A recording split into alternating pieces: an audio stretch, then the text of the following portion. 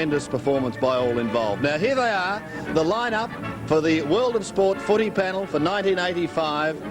From my left, Lou Richards, Bob Skilton, Crackers Keenan, Kevin Bartlett, Peter McKenna, Sam Newman, from Birregurra, on lease, Bob Davis, and Jack Dyer. Gentlemen, welcome one and all to the 1985 season. I think we'll go back to Lou, and I'll ask each of you briefly, which of those did you think should be nominated for the greatest mark of all time?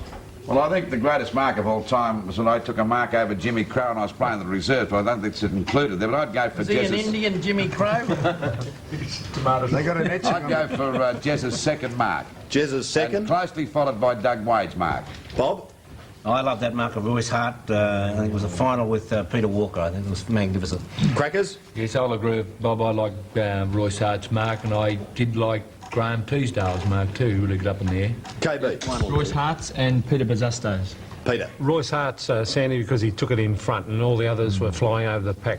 Sam? Well, Doug Wade's because he took it from behind, and that's not an easy feat when you're Doug size to get up on the guy's shoulders, and he kicked a magnificent goal, I might add, with that mark on the boundary, a banana kick. Next week. Yeah. Pardon? We're doing goals No, but the thing is to cap it off, and Doug Wade's would be mine, the second one he took. Right, Bob? Well, I'd naturally have to go for Douglas Wade with that magnificent mark that Sam's talking about. Because he sailed right up over the top. It was a genuine... but the Buzz and Alex Jesselenko's were two beautiful marks. Jack Dyer? Yes, I'd like to go for Hart too, because he went through the air. He didn't go up in the air, he went through the air, and he took and the rhythm was absolutely beautiful. The rhythm, Jack. What about that day you went up so high at three-quarter time? Jerky ones, they're throwing arms and everywhere. This fellow went up and just plucked it out of the air and took it home with him. That day you went up at three-quarter time, Jack. I had no boots on, I was sunburnt coming down my feet. Jack, can I just stay with Bob Davis and Sam Newman for a moment, because throughout the program today we've heard from various personalities regarding the time-wasting rule, and while Peter McKenna was saying it could have been a little fiddly, Sam, you were off camera saying it was absolute bull what Peter was saying. Now, would you mind expanding?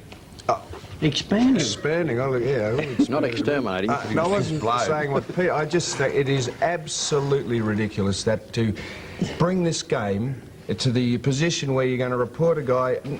The intent, he didn't even intend to knock... It was an accident for a start. And to report a guy for... Crackers King hit Don Scott out at VFL Park, got 2 weeks for it. I mean, the tribunal would owe Roger Merritt 8 weeks just up his sleeves. Let him do anything for the rest of the season if he gets even reprimanded for that. It is absolutely ridiculous. And the only way to fix it is just to keep taking them back 15 metres, another 15, so that eventually the guy gets 60. You know, I mean, it is just stupidity. But aren't then the crowd going to say, well, that's just even more time wasting, and you were going back? We had that last year. Well, it's not time wasting if they kick a goal, is it? No. I think the most important thing, they want to go one step further. If the fella does the wrong thing, wasting time, and the umpire wants to really enforce the rule, put the guy on the, or the opposing side on the edge of the square and have a kick from the edge of this kick-off mark. But the thing... If you want to go as silly as the others are going... You can report a guy for wasting time, but that was the wrong incident to report. He didn't waste it. He didn't even mean to knock the ball out of his It was the wrong incident. That's all we're talking.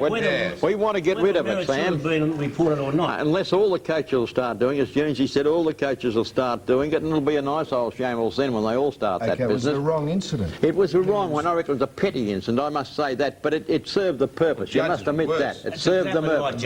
It served the purpose. Now, if the next one might have been your best player, it might have been, we'll say, Vanderhaar, the next bloke might have copped it or something like that. Judge should have been reported, apparently. It's to do with the intent. If you run in, a guy just takes him, you just get there to stop him accidentally, you hit the ball 30 yards away, you get reported. The intent, it wasn't to waste time with Merritt then. Listen, they don't catch him for wasting time on this rule or this way they're doing it. They'll still waste time. They'll find some other way to do it. The only trouble about that, the umpire wasted time. Then. Let's get into the game, Jack. And first of all, I would like comment from Sam, Crackers and Bob on yesterday's first game of the year, Essendon and Hawthorn. And perhaps, Bob, we might start with you. Good on, Bob. No, that Bob down there, I watched the Geelong game, to be truthful. He was sent Sandy, down to I was sent to Geelong and St Kilda. Yeah. Well, that was very good of them to put that on the running Yeah, I'm sheet, sorry wasn't about it? that. What was that game like? Very good game, excellent. It was a very good game, yes. Geelong made the 5? I don't think there's any doubt. Oh, right, yes or no?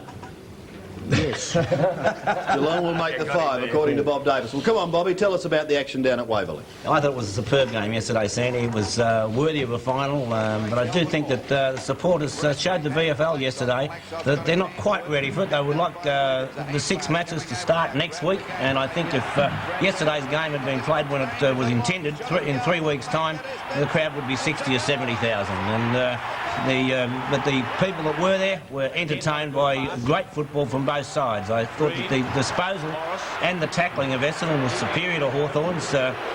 In the first quarter, the little fellows did their job. They ran Ayres all over the place. There was no way that Gary Ayres was going to be able to take those telling marks as he did in the past, because he had to chase the little fellas up the ground. And Hawthorn did not have the keep forwards like Van der Haar and Harvey. I was amazed at one stage when Harvey came down from the wing. He went onto the half-forward line and was left on his own for about 5 minutes. We saw there Malaxis, and he'll be a great player for Hawthorn. Bobby, what about the first 10 minutes? I reckon that was probably one of the hardest tackling games I'd seen for a long time. They just turned around and got stuck into it. I was amazed, you know, I didn't think they could keep on going, but, geez, there was a lot of, not spite, but just physical stuff that really opened them up. Well, that's what football's all about, though, and that was why I think it was a great game. Bobby, can you see problems for Hawthorn this year if they can't get some tall timber into that forward line, because they certainly looked undermanned as far as size? Well, Michael Byrne will make a big difference. I thought Peyton did a great job in the ruck against his opposition. Sam disagrees because he doesn't coach Peyton. Coaches everywhere else. And Byrne there will make a difference, but I don't think they can play Curran alongside Matthews. There's not enough nip when those two players are side by side. Bob, you made a statement there before about Malaxis. He'll be a great player and a great acquisition to Hawthorn, yet I noticed that Bob Davis shrugged his shoulders when the name was mentioned. Why? What have you got against Malaxis, Bob? Is it the same as Baker? Baker and Hardy. What are we talking about? You heard what I said. I was talking to You Jeff. know what I said. We have thrashed this out, Yeah, Bob we and have I. thrashed it We out. have thrashed He it out. may hold his gun. He will be a regular player, but as far as superstar ability is concerned, he hasn't. You said that he's You been said a it. great footballer. You Yeah. said was the word you used, a great one. What'll stop him from being... Because he hasn't got any pace for a start. You've seen Brett Hardy play. But Well, he's another one. he's got a bit of endeavour, yeah, but that doesn't make you star. Would you run it? the All-Australian. I know he was, so it must have been a good side as they get beat. Malaxis. Who would you like to have? Yeah, who would you the Harvey or the two of them? Put them on the table. Malaxis. Oh, well, you have been out for long. You shouldn't go to football. Jack, his record.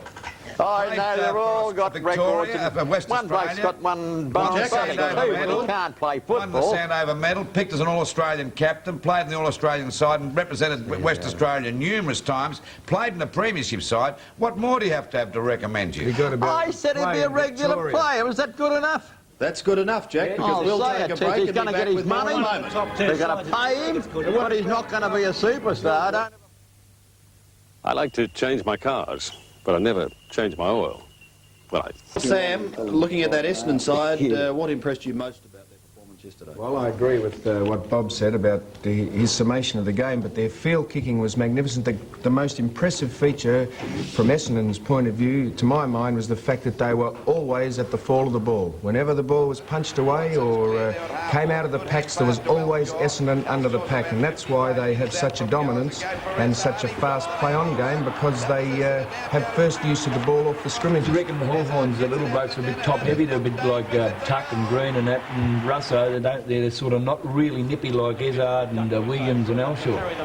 You reckon they're a bit slow in the sort of the running department? Well, they're a bit slower as far as fleet of foot goes, but speed in football, crackers, as you would well know, not really how fast you can run over 100 metres, it's how quickly you can think, and that's what held you back for most of your career. Jack and just said then that Malaxis won't make it in league football because they're slow. You're saying now... They said he would be a regular player. Now, don't be construing words at this stage of the world. Bob Skilton wasn't. He said he was a great player. Well, Bob Skilton couldn't run. Well, of course he couldn't run. Did you ever try and catch him? He could think Yeah, quickly. could he go talking about sideways like a crab, though? He had a crab act. How much He is had the a crab Essendon act. defence, Miss Duckworth? Sure. Well, What do you of think's course, wrong with the great, Richmond side? They're that slow they can't get out of the road. Jack, we're on another game. Oh, sorry, sir. The great strength that Kevin Sheedy has at Essendon is that he does not place all his eggs in the one basket. He has a very versatile side. And that's the way he's nurtured it over the years he's been at Essendon, so that if one of their stars, or so-called stars, does fall by the wayside, he's got plenty of replacements that mightn't be absolutely as adequate as the guy that left, but he's certainly got very capable players in the wings ready to fill in. Sam, you'd have to agree there is very little between those two sides, and you've got to remember that Hawthorn didn't have Michael Byrne, they also didn't have Wallace, and that I think the next time that Loveridge is in the reserves, I tell you, there is very little between those two sides. Would you agree with that? I was remembering that, Peter. I quite agree with you. Last question, great Crackers. I tell you what, there's a new full-back emerged yesterday, and a bloke that took over Kelvin. Yes, Morris, a good player. He is going to be a very good full-back, very steady. You judge him on more than one game, though. Oh, I'd say he's very polished. Sam, he played against two big fellas yesterday, and I reckon he got the better of those two. He's picked up about 15 kicks. We shall take a break, and when we return, the panel will give us their tips as to how the final five will finish. I've got these bloody beautifuls in peak condition for the footy marathon. 1985. The question is, how will the final five finish up? Well, let's briefly go round the panel and see what shocks they have in store for us in 85. Lou, your final five will be? Essendon, Collingwood, Hawthorn, Footscray, and I've got the big feeling that North Melbourne will make the 5th position. Bobby? Essendon, Hawthorn, Carlton, Collingwood, Footscray. Crackers? Essendon, Hawthorn, Carlton, Collingwood and Melbourne. Now, Sam, now, when we get to Sam, he's going to have to put in Geelong, Essendon and Richmond. And Footscray. And Footscray. I think he's coaching their rucks. No, at night he's coaching their rucks. KB, your final five, please. I'm going for Essendon, Footscray, Hawthorn, Collingwood and Carlton. Pete? Essendon, Hawthorn, Collingwood certainties, although Bob Davis won't agree. Carlton certainties also. And the side that everyone's forgotten about, I don't know why, Fitzroy. Sam? After Geelong? Well, I don't know. I just don't know why Crackers had to put Melbourne in, because he just got the sack from him this week. You did get sacked. I will not coach at a club when I've got media commitments and I don't want to be biased, and I just believe that you've been disloyal to the public by coaching at 2 or 1 club, whatever, and you cannot be. Media You're still there. This is a newfound principle, is it, Crackers? You were coaching them last year and you were doing the same Well, I commitments. realised that I had to do the right thing by the public, not like some people on the panel. And this insight into loyalty is refreshing from a man who played with 4 league clubs. 3 league clubs, you've been to 6. You've been to 6. I played with 1. Yeah, but you've been And very everywhere well. else. How come you have to keep moving around? Anyhow, Your final in five, the interests of not being parochial with anyone, I'll leave the sides on. I think Hawthorn, this is not in any order, and North Melbourne, have a lot of faith in John Kennedy, and Fitzroy, and Collingwood, and I'm trying to leave the clubs out that I'm not and Carlton. No Essendon? Well, look, I mean, if I say Essendon, he says, if I say Richmond, if I say Geelong, I mean, you can't win. Bobby Davis? I like Essendon, Hawthorn, Carlton, Geelong and Collingwood at Footscray at 5.5. They're 5.5 positions. You're leaving them out. I gave them 5.5. Jack? Yes, I'm going for Essendon on top, Hawthorn second, Carlton third, and you can raffle the other 2 places. Raffle the other 2. Thank you very much. Now, Lou, Right there, Jack. your votes, please, Lou, for the game yesterday. Could Well, we I have... gave 1 vote to the boy that Cracker was talking about. I think he had a big job. He had to wear number 15, was a famous number at Footscray, worn by Calvin Moore. He plays for Hawthorn, I mean. Going to say Footscray. That's not bad. They get you rattled here. And, of course, he played a great game, young Morris. I thought he was terrific. That's not Merv Harvey. It's young Harvey. I can't think of Mark Harvey. He played a great game on the wing and then down to the half-full. He was a great player with them. And Philip van der Haar was just sensational. No, Paul van der Haar did a great job at centre half-forward, half-forward flank. Got to the 3 votes. Thank you, Lou, for those, and it's great to see the panel back next week. We'll be looking, of course, at all games, and we hope that you get right behind the Westpac footy panel in season 85.